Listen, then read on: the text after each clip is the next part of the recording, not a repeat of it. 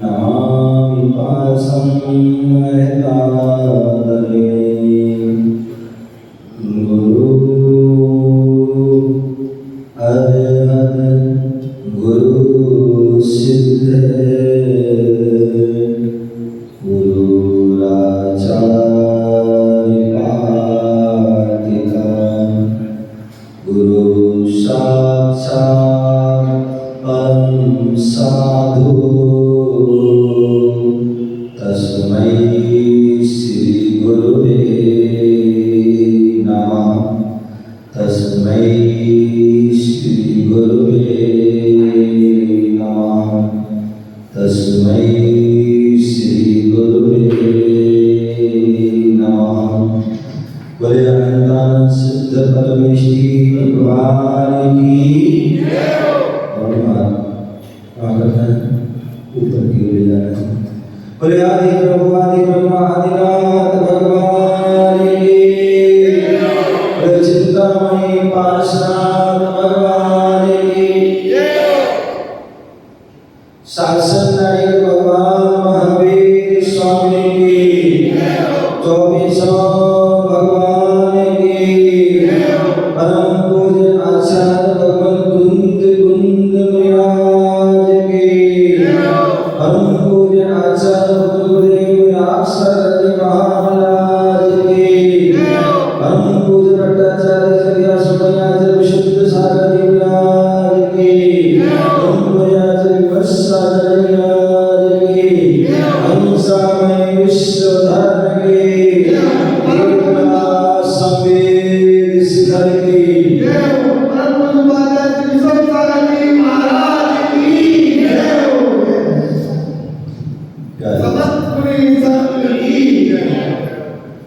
आज हम सभी पुनः भारत की राजधानी दिल्ली राणा प्रताप चिंतामणि पार्श्वनाथ विद्यालय में विराजमान है। भगवान पार्श्वनाथ दिव्य भव्य मनोहारी त्रिकाल 24 संवत्सर लगा हुआ है।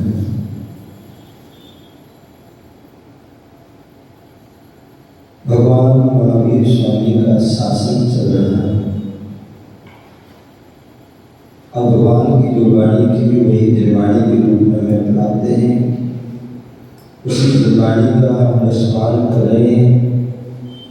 कल आपके लिए बताया गया था कि आचार्य कुंद स्वामी ने हम सभी पर बड़ा उपकार किया है, महान कृपा करी कि जो भगवान की वाणी थी वह वाणी हम तक पहुँचे थी। उन्होंने जो है अपना चिंतन के माध्यम से, लेखन के माध्यम से, अपने ज्ञान के माध्यम से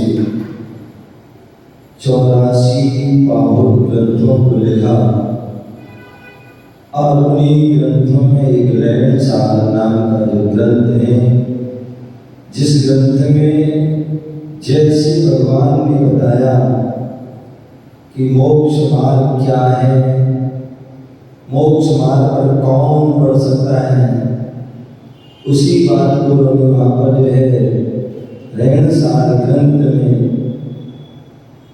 सम्यक दर्शन ज्ञान चारणी मोक्ष मार्ग का एक सम्यक दर्शन सम्यक ज्ञान सम्यक चारित्र यही मोक्ष हमारे श्री लैंडसार रत्नों का सार और सगन रत्नों का सार जिनमें सम्यक दर्शन सम्यक ज्ञान सम्यक चारित्र रूपी रत्नों का सार है। जिन रत्नों से आत्मा का कल्याण होने वाला है, आत्मा का हित होने वाला है और आत्मा ही नहीं परमात्मा जो है बन सकती है। ऐसी उन रत्नों का यहाँ पर उन्होंने वर्णन किया है और उस रत्नों के सार का वर्णन करते हुए उन रत्नों को कौन प्राप्त कर सकता है, क्योंकि हर किसी के जो है भाग में वो रत्न नहीं हो। जैसे हर हर किसी के हाथ में हीरा नहीं होता, हर किसी को हीरा नसीब नहीं होता, या हर किसी को बनना है, मान लीजिए वो विशेष रतन है, हर किसी को प्राप्त जो पुण्यशाली जीव भाग्यशाली जीव है उनको ही वह प्राप्त होता है।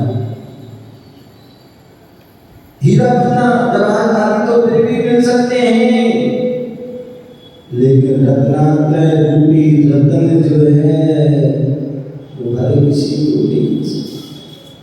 वह रत्न तो जो है जिन्होंने भाव भाव में पुण्य का अर्जन किया होगा, जिन लोगों ने भाव भाव में पुण्य का अर्जन किया होगा, भाव भाव में रत्नात्रय के धारियों की सेवा की होगी, भाव भाव में रत्नात्रय के धारियों की भक्ति आराधना की होगी, उनको ही वह रत्नों का सौभाग्य होता है। और ऐसी वह सौभाग्यशाली कौन होते हैं, ऐसे जो कौन होते हैं जो विशेष पुण्यशाली होते हैं, विराज मुनि दीक्षा को लेते हैं, दिगंबर को धारण करते हैं, जिन लिंग को धारण करने वाले जो जीव होते हैं वो बड़े महाभाग्यशाली कहते हैं। भजन में आपने पंक्ति पढ़ी होगी, बड़े भाग्य से मनुष्य जीवन मिला है, क्या मनुष्य जन्म अनमोल रे, मिट्टी में मत घोल रे, अभी मिला है फिर न मिलेगा, कभी नहीं कभी नहीं कभी नहीं।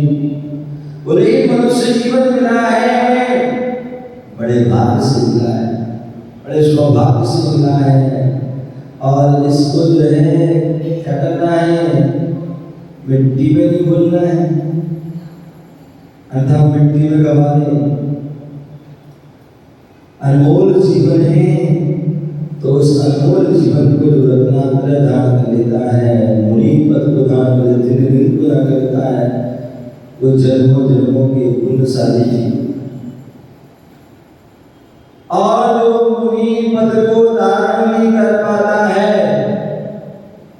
क्या जो मुनि पद को धारण नहीं कर पाता है, श्रवण नहीं बन पाता है, तो वो श्रावक बन जाता है। क्या बन जाता है? श्रावक बन जाता है, शादी बन जाता है, श्रावक शादी बन जाता है। और श्रावक श्राविका बन करके अपने कर्तव्यों का पालन करके, अपने धर्म का पालन करके वह परंपरा से मोक्ष प्राप्त करेगी। कल शाम को बताया था कि जो श्रावक कौन होता है, श्रावक कौन होता है, हमें पता होना चाहिए हम श्रावक हैं कि नहीं, श्रावक के क्या लक्षण है, क्या उसकी परिभाषा है, क्या उसका धर्म है। तो श्रावक जो है बताया था, श्रावक जो क्या बोलते हैं, श्रावक कौन, श्रावक की परिभाषा किसी को पता है?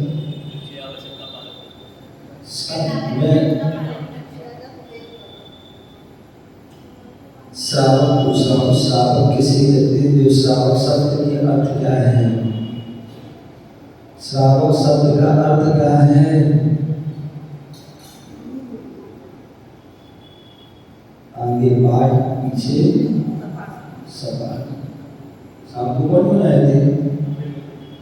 आप आए थे, लगता बातों में आप नहीं मिले, बातों में कर रहे हो, सुना नहीं ध्यान से।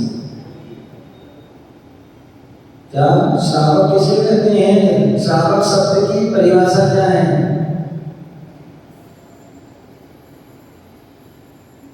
श्रावक शब्द यानी श्रावक शब्द 3 शब्द से बना है। क्या श्रावक शब्द 3 शब्द से बना हुआ है, और वो 3 शब्द क्या? श्रावकार,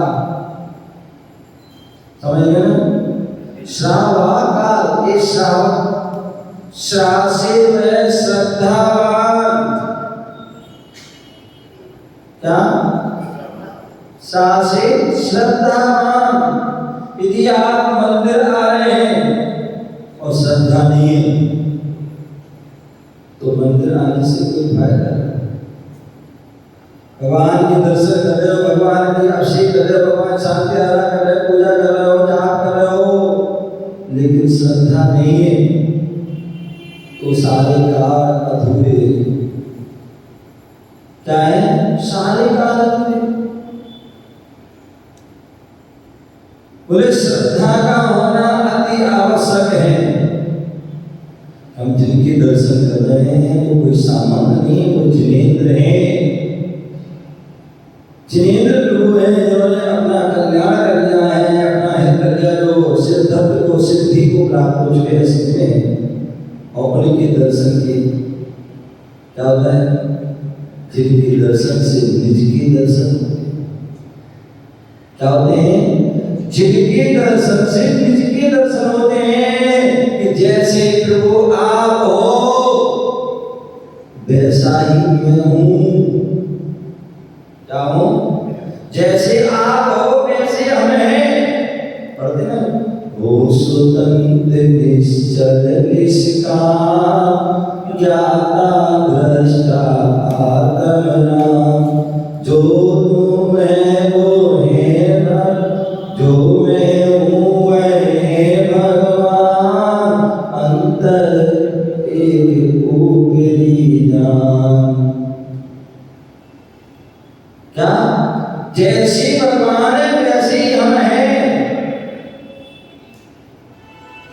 जैसे भगवान है वैसे हम हैं, जैसे हम हैं वैसे भगवान है। लेकिन अंतर इतना है, वो राग विधान है और हम राग से क्या है? वो राग से रहित हो गए, विरागी हैं और हम राग से सहित हैं, इसलिए हम सरागी हैं। आप क्या हो? क्या हो? सरागी। जो राग से सहित हो सरागी। आपको अपने शरीर से राग है, अपने घर से राग है, परिवार से राग, बीवी बच्चों से राग, धन दौलत से राग, हर चीज। इसे सरागी क्या क्या है बाबा? और जहाँ राग होगा, राग होगा वहां आचार्य भगवान कह रहे हैं, जहाँ राग होगा वहां बंध होगा, वहां दुख होगा, कष्ट होगा, दुर्गति होगी। ये निश्चित है। जहां राग होगा वहां दुख है, कष्ट है, पीड़ा है, दुर्गति है। और यही तो कारण है कि उससे बचने के लिए हमारे प्रभु ने क्या किया? राग से बैर कर दिया। क्या कर दिया? राग से बैर किया, तभी उनको वैराग हुआ। वैराग क्या हुआ? जब उन्होंने राग से बैर किया तभी उनको वैराग हुआ। आपको पता होगा आदिनाथ प्रभु को 83 लाख पूर्व तक राग रहा। तीर्थंकर जैसे महापुरुष जो 3 ज्ञान के धारी थे। कितने ज्ञान थे? तीर्थंकर भगवान जन्म से 3 ज्ञान के धारी होते हैं। कितने ज्ञान के? 3 ज्ञान। और 3 ज्ञान कौन से पता है? 3 ज्ञान कौन से पता है? आपको स्वाद है? 3 ज्ञान कौन से होते हैं? बहुत बढ़िया। मति ज्ञान, शुद्ध ज्ञान और अबध ज्ञान। ये 3 जो है ज्ञान जो है उन ज्ञान के धारी जन्म से थे। क्या थे? 3 ज्ञान के धारी वो जन्म से थे। छाये सम्यक दर्शन के धारी थे। सोचो, फिर भी 83 लाख पूर्व तक फंसे रहे राग में फंसे रहे। मोह आदि फंसे रहे। और जैसी निमित्त मिला नीलांजना की मृत्यु का, तभी उन्हें वैराग हो गया, तभी उन्होंने संसार की सच्चाई समझ ली, इन भौतिक वस्तुओं को समझ लिया कि ये सब पर है, ये मेरे नहीं है, और जो पर है तो वो छूट जाएंगे, और जो स्व है वो हमारे साथ रहेंगे। हमें पर की रक्षा नहीं करना, हमें स्व की रक्षा करना है, और स्व की रक्षा करना है तो पर की रक्षा को छोड़ना, पर को छोड़ना पड़ेगा। समझ गए वो जीवन की सच्चाई को, एक जीवन क्षण है, आज इसका अंत हुआ तो कल हमारा भी हो जाएगा, और अंत हो उसके पहले हम अनंत में बदल जाएंगे। क्या अंत हो उसके पहले हम अनंत में बदल जाए। अनंत ज्ञान की धारी, अनंत दर्शन की धारी, अनंत सुख की धारी, और अनंत शक्ति वैभव की धारी। क्या ऐसी वह अनंत सुख की धारी अंत हो उसके पहले वो अनंत में समा गए। सिद्धार्थ में कौन है? सिद्धार्थ में कौन है? अनंतानंद सिद्ध भगवान है। क्या है? अनंतानंद सिद्ध भगवान है, इसलिए वो अनंत में समा गए, और अनंत अनंत काल तक वो सिद्धार्थ में विराजमान होंगे। लेकिन कब होंगे, कब हुए? जब वह उन्होंने राग से बैर किया।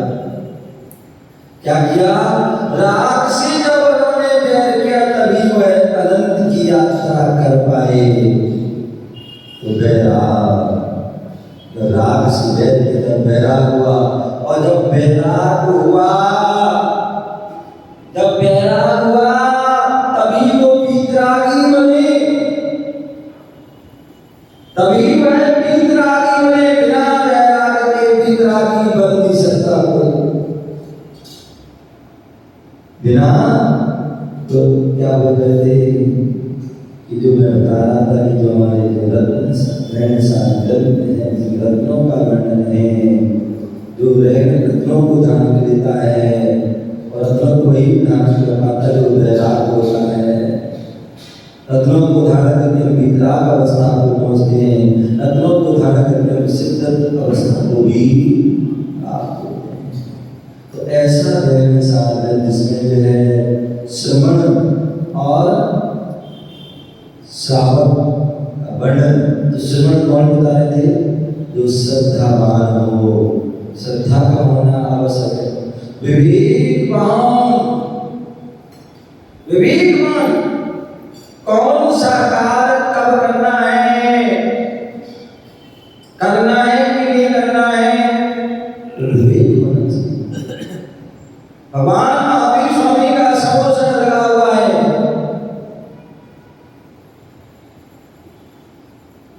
भगवान महावीर स्वामी का समोसन लगा है, और गौतम स्वामी के माध्यम से राजा सैनिक पूछते हैं, हे भगवान, हे भगवान, मैं कैसे उठूं, कैसे बैठूं, कैसे क्या खाऊं, क्या पीऊं, क्या करूं, क्या नहीं करूं, बताइए कैसे? भगवान ने एक शब्द में जो है उन्हें आंसर दे दिया। क्या? विवेक से, विवेक अथवा यत्नाचार पूर्वक। क्या करिए? विवेक के साथ कार्य करिए, यत्नाचार पूर्वक कार्य करिए। जो यत्न यत्नाचार से करता है उसे किसी प्रकार की कोई दोष नहीं करता। जो विवेक से कार्य करता है वो कभी जो है असफल नहीं होता है। जो विवेक से कार्य नहीं करता है वो ही असफल होता है। तो विवेक, विवेक से। और तीसरा जो है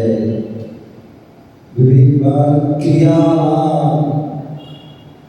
क्रियावान उस श्रावक की क्या क्रिया है, मुनि की क्या क्रिया है? मुनि को अपनी क्रिया करना है और श्रावक को श्रावक की क्रिया है। श्रावक मुनि की क्रिया नहीं करना और मुनिराज जो है श्रावक की क्रिया नहीं करना, क्योंकि दोनों की अपनी अपनी मर्यादा है। क्या है? दोनों की अपनी अपनी मर्यादा है।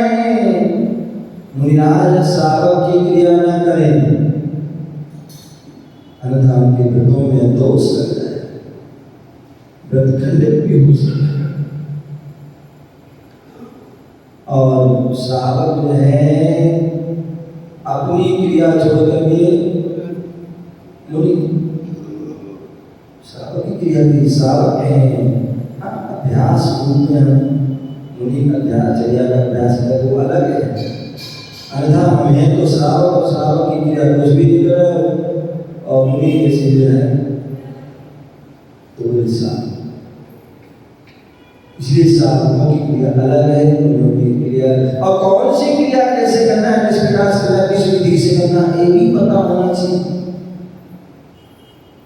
जैसे मंदिर आते हैं, पूरे मंदिर आने के पहले भी हमें कुछ क्रिया करनी पड़ती है। बिना उन क्रियाओं को करे हम मंदिर नहीं आ सकते। जब मंदिर से, जब घर से हम मंदिर के लिए निकलते हैं, हमें कौन सी क्रिया करना पड़ती है, किस बात का ध्यान रखना पड़ता है, पता है? मेरे भाई खड़े हो कल आज क्या है, कल रोज में ऐसा आ गया अब तो मैनेजर है कल की रोज का सलाह है। मैं बोल रहा हूँ घर से मंदिर के लिए आते हैं, उसके पहले घर से निकलने के पहले किन क्रियाओं का करना पड़ता है, किन क्रियाओं को ध्यान रखना पड़ता है। आप खड़े बोलो। सुबह उठते ही पहले नमोकान पढ़ना है, उठने के बाद तैयारी होनी है, नहाना है, धोना है, शुद्ध कपड़े पहने, उसके बाद मंदिर जी में आना है। खाली हाथ मंदिर में नहीं आना चाहिए, लेके कैसे आना है, पैदल चल के आना है। मंदिर, घर से मंदिर आना है तो उसके पहले हमें 3 बातों का विशेष ध्यान रखना पड़ता है कि सबसे पहले तो स्नान कीजिए।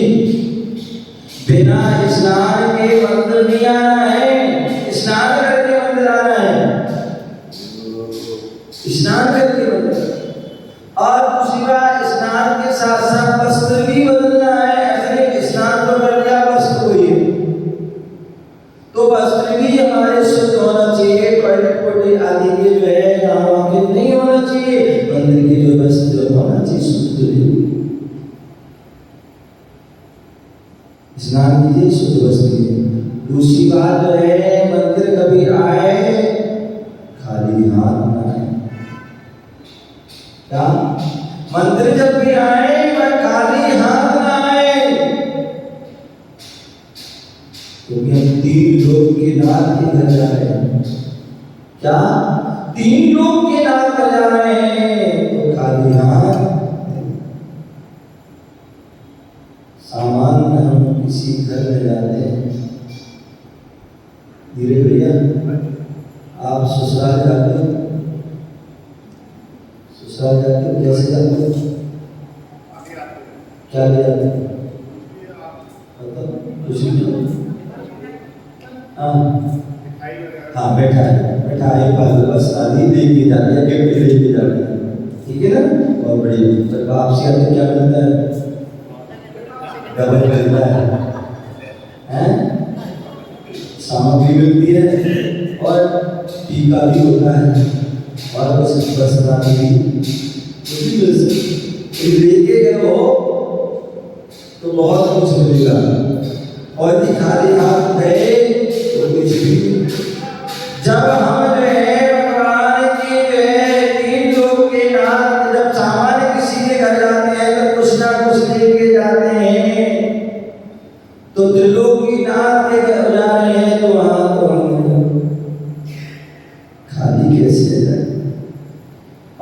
भी आप किसी के घर जाओगे तो अच्छी वस्तु ले जाते, खराब वस्तु नहीं ले जाते हैं, अच्छी वस्तु ले जाते हैं। तो हम यहाँ पर जो है परमात्मा के दरबार में आए तो यहाँ तो सर्वश्रेष्ठ वस्तु लेके आएंगे, अनमोल वस्तु लेके आएंगे। तो वह हम जो है द्रव्य आदि लेके आते, नरियल गोला आदि लेके, श्रीफल आदि लेके आते हैं, अष्टद्रव्य आदि लेके आते हैं, लेकिन वो द्रव्य भी अशुद्ध भी लेके आना, वो द्रव्य भी अशुद्ध लेके नहीं आना, पहले वो भी शुद्ध लेके आना। कैसे आना? शुद्ध। यदि आपके घर में व्यवस्था है, आपके घर में व्यवस्था है तो आप धोकर के लाए, द्रव्य को धोकर के लाए यदि आपके घर व्यवस्था है। और यदि आपके घर में व्यवस्था शुद्ध पानी आदि नहीं है तो पहले आप मंदिर में आए, मंदिर में आकर के शोध धोएं, फिर उसको बिना धुली हुई द्रव्य मंदिर में भगवान के लिए, गुरु के लिए, जिनवाणी के लिए नहीं चढ़ाना।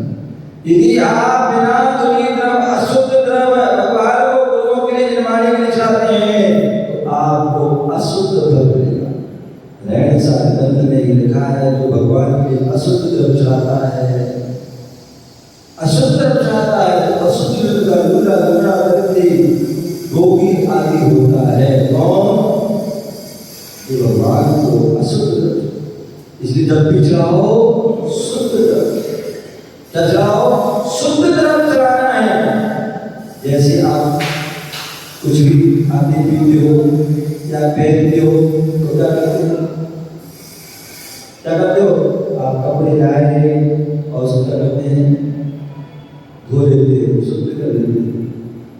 भोजन आज कोई भी खाने पीने की सामग्री लाए उसको क्या करते हैं? धो लेते, साफ कर लेते हैं, बना लेते हैं, तब उसको उपयोग करते हैं। तो इसी प्रकार भगवान के लिए हम जो द्रव्य चढ़ा रहे हैं वो भी शुद्ध होना चाहिए, नहीं होना चाहिए। ऐसा ना हो कि आपके द्रव्य में अशुद्ध वस्तु मिली हो। कई बार द्रव्य बिना मिली है, उस द्रव्य में चूहे की गंदगी आती है, कई में बाल है, कोई में चीटी चीटा आदि है, कोई में तुला तुला आदि कुछ भी चीजें हैं, कई तो उस द्रव्य को नहीं चढ़ाना है, शुद्ध द्रव्य को ही करना है, चढ़ाना है। और तीसरे जो है मंदिर आते हैं तो कैसे आना है? बोले नंगे पैर आना है, पैदल चल के आना है, क्योंकि हम मंदिर आ रहे हैं। और मंदिर किस लिए आ रहे हैं? पुण्य कार्य के लिए आ रहे हैं, पुण्य को बढ़ाने आ रहे हैं। और यदि आप गाड़ी में आ रहे हैं, कैसे आ रहे हैं? यहाँ वहाँ देखते हुए आ रहे हैं, बातें आदि करते हुए आ रहे हैं, तो क्या होगा? उससे पुण्य का असर नहीं, अपितु पाप का असर। गाड़ी से आ रहे हो, अब पास दूर है बात अलग है, पास में है आधा 1 किलोमीटर आदि तो तुम पैदल आ सकते हैं, उससे दोनों काम हो जाएंगे, भगवान के दर्शन हो जाएंगे, जीवों की रक्षा हो जाएगी। और दूसरे जो है आपका घूमना भी हो जाएगा, पैदल चलना हो जाएगा, उससे जो है आप स्वस्थ भी रहेंगे। फिर आपको कोई डॉक्टर की आवश्यकता नहीं पड़ेगी। आप पार्क में जाओगे, अब पार्क में जाओगे, घास पर चलोगे तो वहां तो पाप का अर्जन ही होगा। और भगवान के दर्शन करने आओगे, पैदल पैदल आओगे, नंगे पैर आओगे। आज व्यक्ति बीमार क्यों होता है? अनेक बीमारी क्यों होती है? क्योंकि वह जो है जमीन से तुम्हारा संपर्क नहीं रहा। व्यक्ति जैसे पलंग सो करके उठता है, क्या कर लेता है? चप्पल पहन लेता है। क्या? जैसी पलंग से नीचे उतरता है, भूमि से स्पर्श नहीं करता। और यही कारण है कि हमारे अनेक बीमारी है। यदि आप जो है जैसी चलते हो, भूमि से स्पर्श होता है, तो जो आपके अंदर नेगेटिव ऊर्जा को पृथ्वी खींच लेती है, तो जो पॉजिटिव ऊर्जा को आपको पृथ्वी देती है। आपको बात अलग है कि आपके यहाँ पर जो है क्या है, ये मार्बल है, टाइल्स हैं, उन सब में प्रकृति की वो हमें ऊर्जा नहीं मिल पाती है। और यही कारण है कि तुम क्या कहते सो समाज के चक्कर में जो हमें ऊर्जा मिलना चाहिए वो नहीं मिल पाती है। अभी कल को कोई बहन थी क्या, बहन बैठी कल पानी था, 24 में गिर गई, हाथ में चोट लगी। क्यों लगी? पत्थर था। पहले के आपको पता है मकान कच्चे होते थे, क्या होते, चूना मिट्टी आदि के होते थे, और चूना मिट्टी पे जो है वो सॉफ्ट होता है, उस पर गिरते थे तो कभी फ्रैक्चर नहीं होता था, कभी हड्डी नहीं टूटती थी, कभी मांस नहीं भरता था। लेकिन इन पत्थरों पर टाइल्स पर गिरते हैं, वहां पहली बार तो गिरते ही नहीं थे, और यहाँ दो तरफ पानी फिराने और फिसल जाते, गिर जाते, वहां पर टूट जाते। तो इसलिए भूमि से इस पर हमें तुम्हें बताया पैदल चलेंगे तो आपको क्या होगा, स्वस्थ है। तो सिर्फ पैदल चलिए जो पास में है, और नीचे चल के देखिए, नीचे चलकर नीचे देखोगे तो जीव हिंसा से बच जाओगे, ठोकर से भी बच जाओगे, जीव रक्षा से बच जाओगे, जीव की जो हिंसा नहीं होगी, और ठोकर से बच जाओगे। तो सिर्फ पैदल ये हमारी क्या है, विधि। तो इसलिए जगत श्रद्धावान, विवेकवान, क्रियावान, एक विधि होना चाहिए। एक विधि होगी तभी जो है आप श्रावक होंगे। ये तीन चीज नहीं है तो आप श्रावक नहीं हो सकते। और ये तीन चीजों का हमने निर्दोषता से पालन किया, ध्यान रखा, तो ये तीनों चीजें हमें क्या करेंगी, हमें रत्नात्रय प्रदान करेंगी। श्रद्धा से हमें क्या प्राप्त होगा, सम्यक दर्शन। क्या होगा, श्रद्धा से हमें सम्यक दर्शन की प्राप्ति होगी, विवेक से हमें सम्यक ज्ञान की प्राप्ति होगी, और क्रिया से हमें सम्यक चारित्र्य की प्राप्ति हुई। एक रत्नात्रय है, एक रत्नात्रय है। तो श्रावक जो श्रद्धावान, विवेकवान, क्रियावान, वो श्रावक होता है। और इसके अलावा मैंने कल बताया था कि मुनिराज बनना और मुनिराज बनते 28 गुणों पालन कर, तभी वह पूजनीय है। भगवान की इच्छा जो है आनंद भगवान 46 गुणों के धारी से पूजनीय है। तो श्रावक को भी जो है वह कब सम्माननीय है, आदरणीय है। श्रावक कब आदरणीय सम्माननीय है, बोले जब वह गुणों का धारी है, जब गुणों का धारी है। मान लीजिए आपकी जो है कविता जी, आपकी थाली में रसगुल्ला रखा है, क्या रसगुल्ला है लेकिन बिना चाशनी वाला है, आपको मजा आएगा क्या? नहीं आएगा। चाशनी नहीं, इसमें चाशनी से डाला नहीं है तो मीठे नहीं है, मीठा नहीं तो आपको मजा नहीं। उसी प्रकार श्रावक यदि है और उसके अंदर गुणनाम हो तो उसको क्या आनंद आएगा, क्या उसको सम्मान आदर मिलेगा? नहीं मिलेगा। तो गुण भी होना चाहिए। और वो गुण क्या है, गुण क्या है, जो उसके मूल गुण, मूल माने जो है जो जरूरी होना है, जिसके बिना वो श्रावक नहीं हो सकता। आज हम देख रहे हैं, अभी आज सूरत में नीचे गया था, देश में गया था और ऊपर भी गया था कल, तो मैं देखा नीचे बड़े बड़े मोटे पिलर लगे, वो जमीन से ऊपर भी लगे। तभी जो है मंदिर इतनी मजबूती से खड़ा, और आगे भी वर्षों वर्ष तक खड़ा, क्योंकि इसकी नींव मजबूत है। आप पीपल के वृक्ष देखते हैं, बरगद का पेड़ देखते हैं, वटवृक्ष देखते हैं, हजारों वर्षों तक, और इतनी मजबूत रहते हैं कि उनकी जड़ नहीं बनती। उसी प्रकार बोले जो हमारी जो जड़ मजबूत होना चाहिए। सब में दर्शन की जड़ मजबूत होती है, सब में ज्ञान जो है, और सब में ज्ञान जो है विवेक के माध्यम सब में ज्ञान प्राप्त होता है, और जो चारण के माध्यम जो क्रिया के माध्यम से जो सब में चार होता है। तो श्रावक के जो मूल गुण है, जिनके नाम में श्रावक हो सकता है, वो 8 मूल गुण है। मैं कहता हूँ देखिए आप कितने विशेष हो कि श्रावक और सिद्ध दोनों के गुण समान है। क्या है?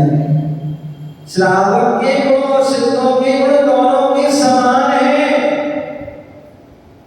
कितना आपको सौभाग्य मिला कि श्रावक के भी 8 मूल गुण हैं और सिद्धों के भी 8 मूल गुण हैं। तो बात अलग है, गुणों में अंतर है। श्रावक की 8 मूल गुण हैं और सिद्धों के भी 8 मूल गुण हैं। भगवान इसलिए कहते अम्मा स्वाध्याय करो, ध्यान से करो, चिंतन करो। श्रावक के भी 8 मूल गुण हैं और सिद्धों के भी 8 गुण हैं। श्रावक के जो 8 मूल गुण हैं, 5 उदंबर फल का त्याग, 3 मकार का त्याग। क्या? 5 उदंबर फल, बड़, पीपल, उमर, कटुमर, बाकर, अंजीर, ये क्या है? 5 आदि जो फल हैं। इन फलों का जो फल होते हैं, छोटे फल होते हैं, तो बोलो तो चीप आदि बहुत सारे ऐसे उन फलों का त्याग हम खाते भी नहीं, लेकिन त्याग भी नहीं है। और त्याग नहीं होगा तो आपको दोष लगता है। इसलिए प्रत्येक व्यक्ति को जो है और 8 गुणों का जो है, 8 जो है, जो 5 उदंबर फल का हमेशा जिंदगी भर के लिए त्याग कर देना चाहिए। और 3 जो मकार है, सरासर जो है, उन मकारों का भी जीवन के लिए त्याग करना चाहिए। शराब, शहद, मांस, अंडे आदि जो है, उनका हमें क्या करना चाहिए? जीवन के लिए त्याग करें, तभी हम श्रावक हो सकते हैं। तभी हम श्रावक हो सकते हैं। तभी हम ध्यान रखना, यदि हमारे 8 मूल गुणों से सहित हो, तभी हम पूजा करने के अधिकारी हैं। तभी जो है हम भगवान को आहार देने के अधिकारी हैं। यदि आपके 8 मूल गुण नहीं है तो आप निराज को जो है आहार नहीं दे सकते, भगवान का अभिषेक नहीं कर सकते। भगवान का अभिषेक करना है तो 8 मूल गुण आपके होना चाहिए, 5 उदंबर फल का त्याग और 3 मकार का त्याग, तभी आप अभिषेक करें, तभी जो है पूजन कर सकते, तभी आप निराज होगा। इस साधन तो मैं बताया था आचार्य बुद्ध गोस्वामी रेण सार ग्रंथ में श्रावक और मुनि दोनों के धर्म के बारे में बता रहे हैं। और क्या है उनके धर्म?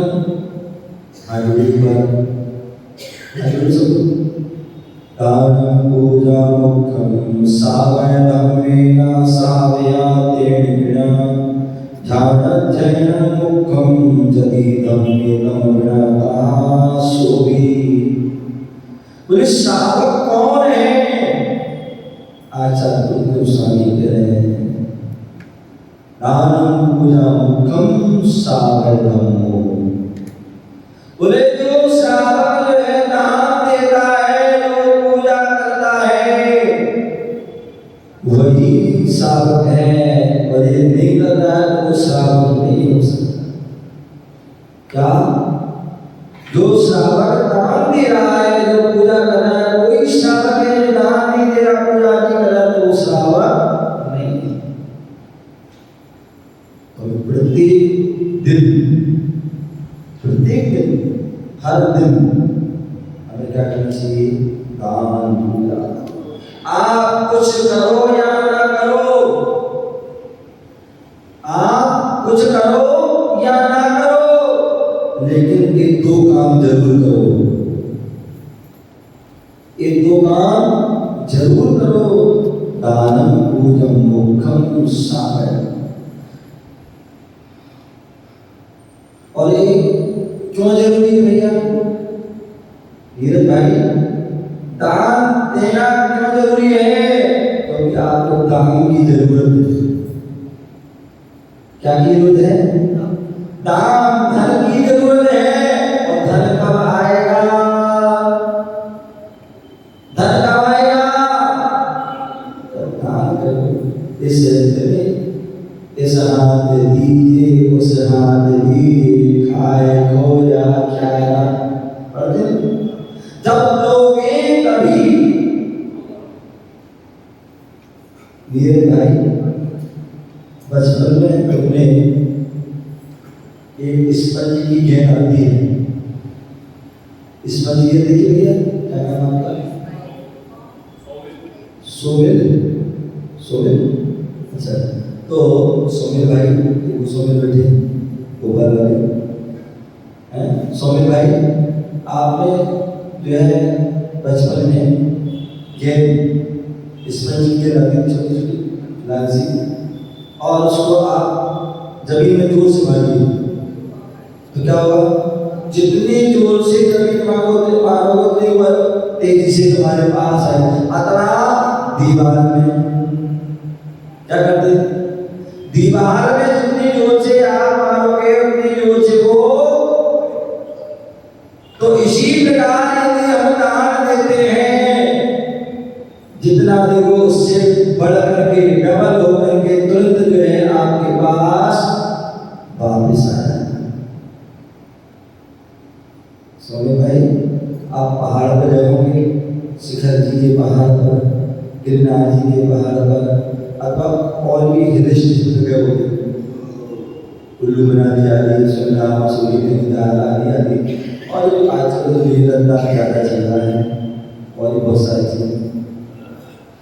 तो वहाँ व्यक्ति पहाड़ों पर जाता है, नहीं गए तो जाके देख लेना।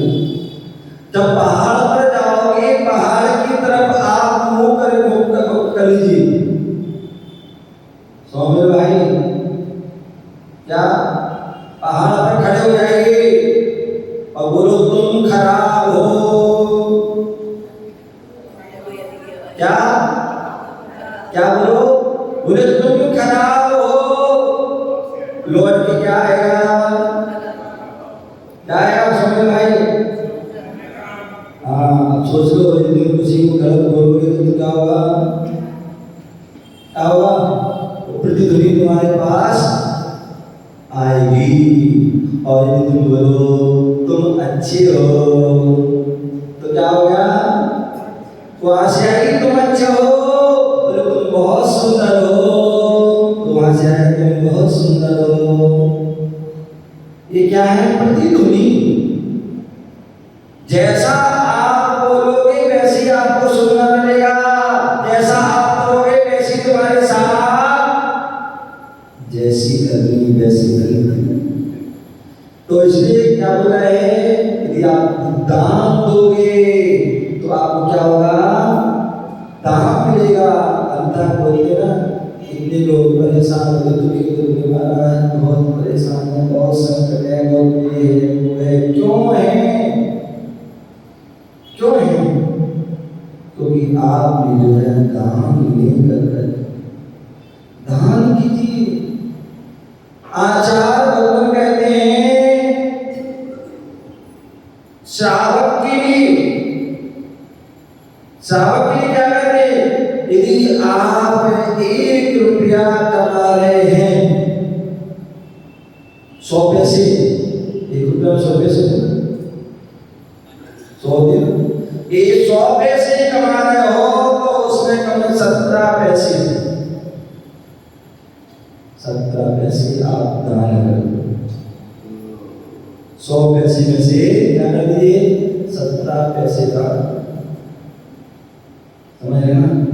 तो आपके उसमें बरकत हो जाएगी, वो आपका सुरक्षित रहेगा। अथवा 17 नहीं तो कम से कम 10%। क्या करो?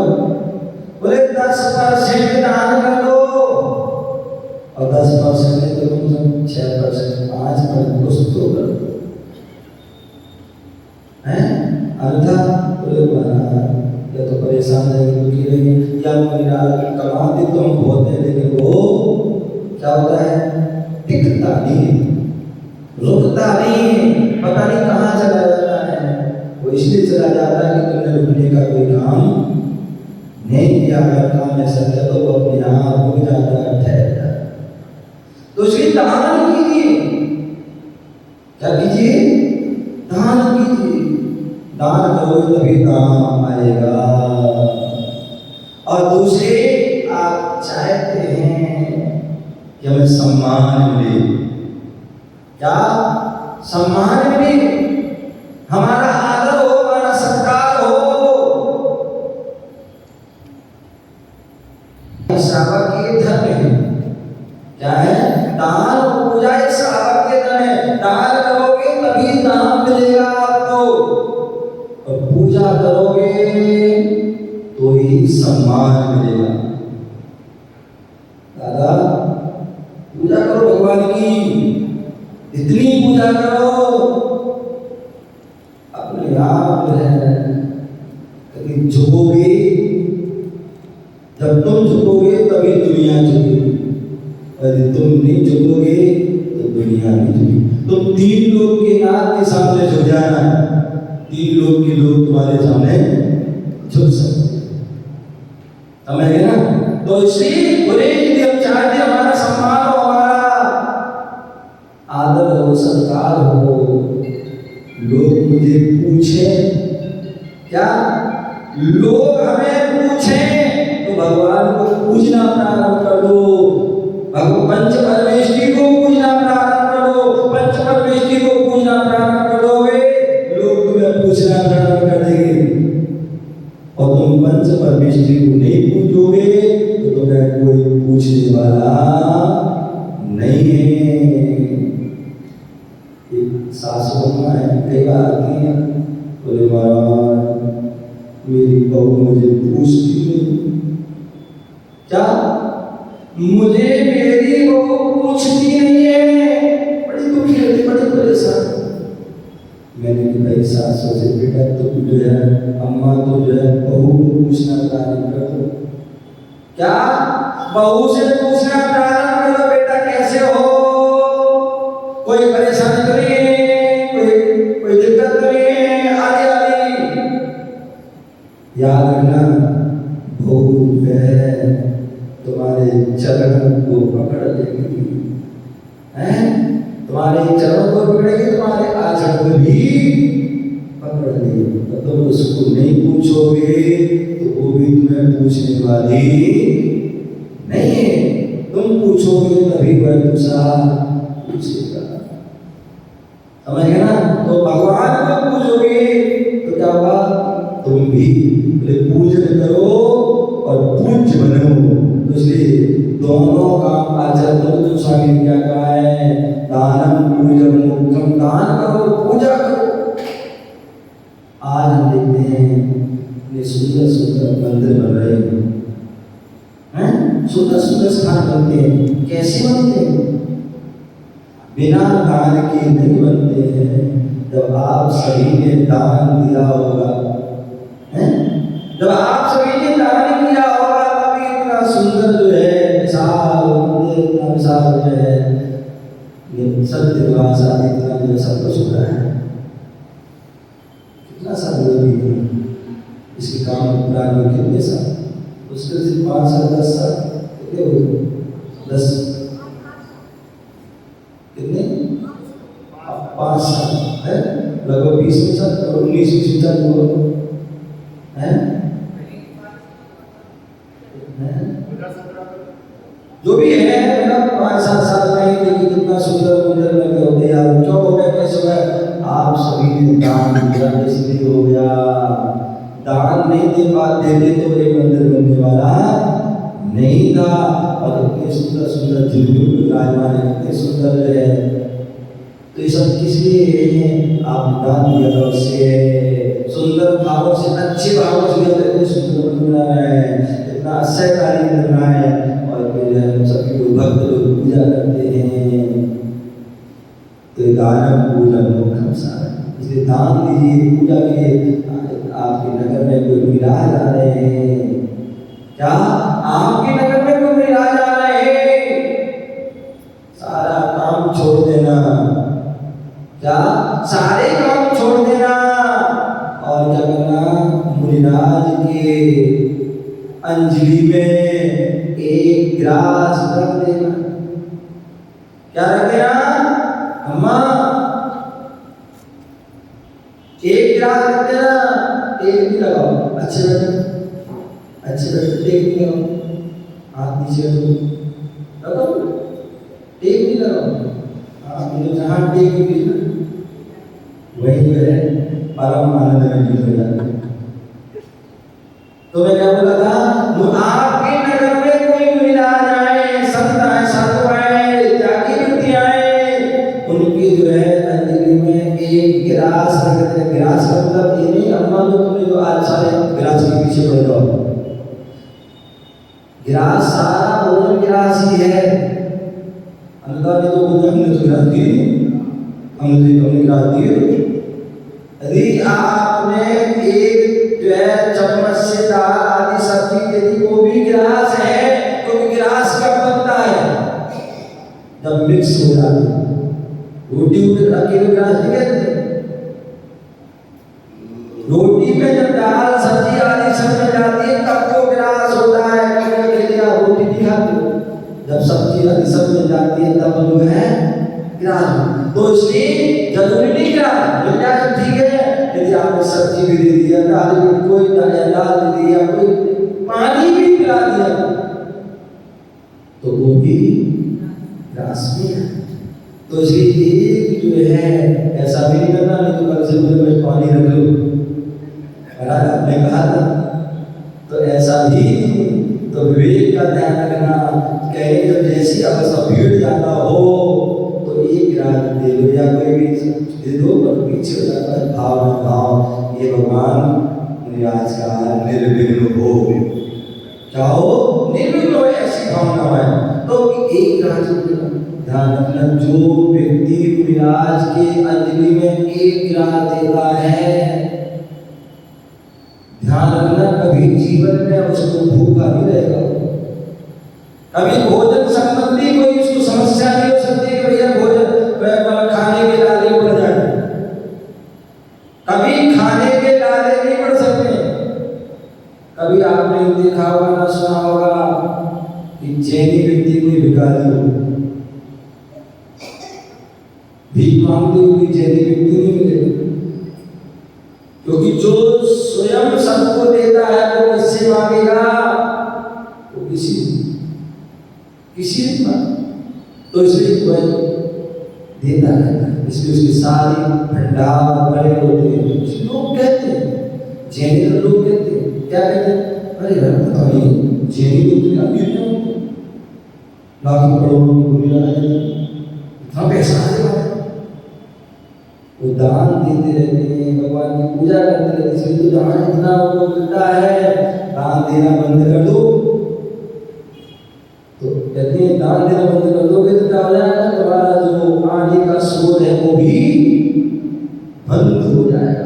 तो इसलिए कोई जो दान देता है, एक गिलास निवास देता है, उसे कभी खाने पीने की कोई समस्या नहीं हो सकती है। जो मुनिराज को दान देता है, निर्विघ्न आहार कराता है, निरंतर आहार कराता है, विवेक के साथ आहार कराता है, किस विधि से देना है, कैसे क्या देना है, सब इसका विवेक रखता है। और ऐसे करने से मुनिराज स्वस्थ रहते हैं। तो वो आहार भी औषधि का काम करता है। ध्यान रखो, तो ऐसे विवेक से आहार देगा तो कभी बीमार नहीं होगा। उसे डॉक्टरों के पास नहीं जाना पड़ेगा, डॉक्टरों के पास नहीं जाना पड़ेगा, जो है हॉस्पिटल में भर्ती नहीं होना पड़ेगा। तो मुनिराज को अच्छे से औषधि काम करता है, उसे कभी बीमार और बीमार होगा तो सही हो जाएगा। इसी प्रकार जो मुनिराज को आहार अच्छे से कराता है, निर्विघ्न कराता है, मुनिराज स्वाध्याय करते हैं, दिन रात अपनी साधना करते हैं और स्वाध्याय करते हैं तो आपको उपदेश भी देते हैं। तो ये क्या हो गया? ज्ञान दान हो गया। क्या हो गया? ज्ञान दान। अथवा जब भी कोई मुनिराज जैसे आप भेंट करते वैसे ही प्यार करें। आप तो क्या करते हैं, सास भेंट की बात आई, बंधु की अलमारी खोली और सास ने आप भेंट कर दिया, तो बस कोई राजा एक सास छोड़ दे चले गए, तो आपको वह सास दान का लाभ ही मिलेगा। ठीक है ना, सास दान का लाभ कब मिलेगा?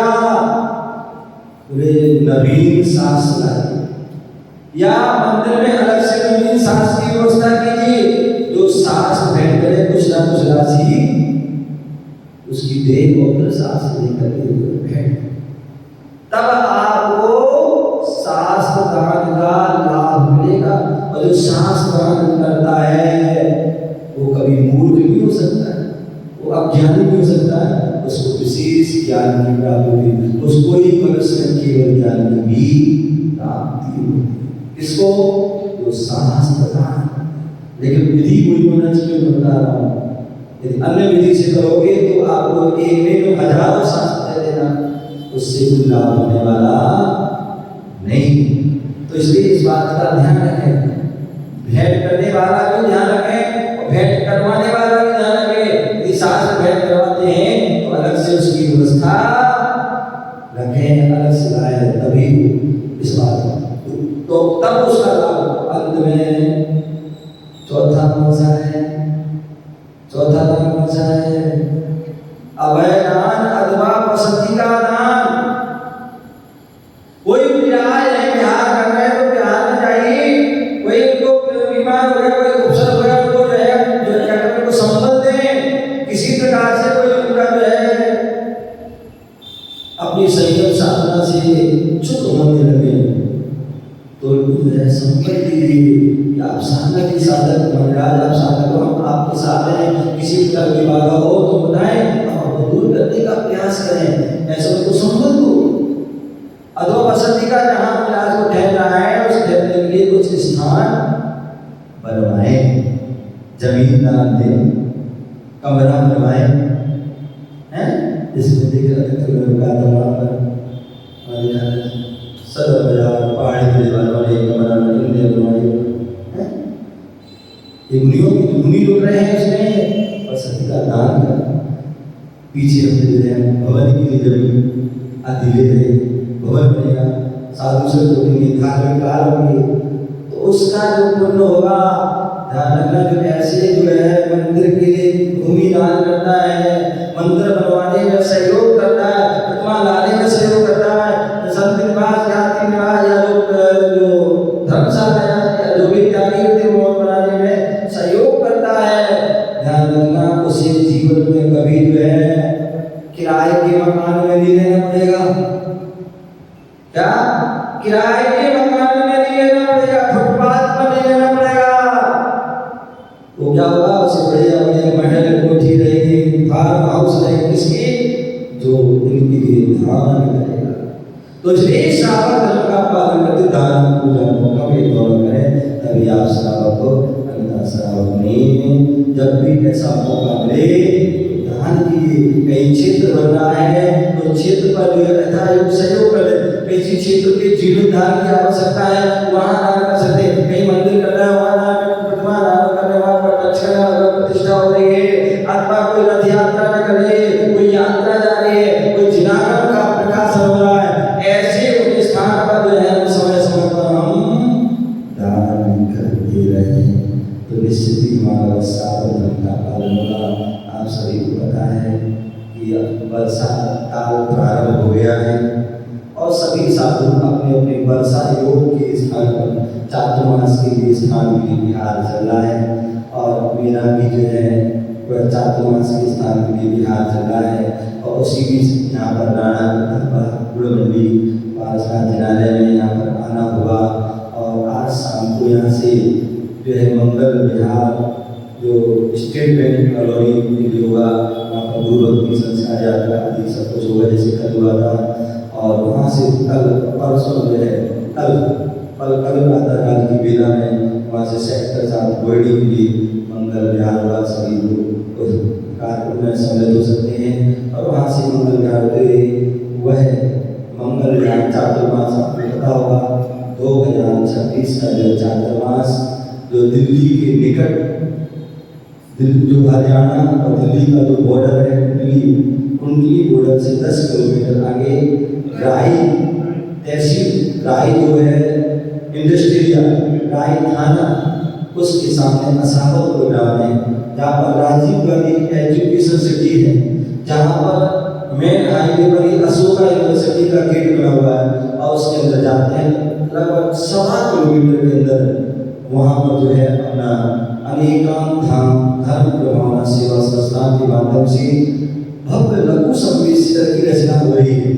जो लोग शिखर इतने बड़े ले जा सकते उसकी वंदना नहीं कर पाते हैं, तो वो व्यक्ति जो है यहाँ जाकर के जब भी भगवान का मोक्ष कर लेना चाहे कई धर्मदार भगवान का मोक्ष कर तुरंत वहाँ मोक्ष कर लेना के लड्डू चढ़ाने जा सकते हैं। और वो हम संवेदनशीलता की भी हर टॉप पर अलग अलग टॉप होंगे, टॉप पर भगवान की जड़ होंगे, टॉप पर भगवान की प्रतिमा होगी, ऐसे उन पर जो है अलग अलग सब टॉप बनेगी जिसका पाषाण का पूरा पहाड़ बन रहा है, 108 फुट ऊंचा वो पहाड़ बनेगा।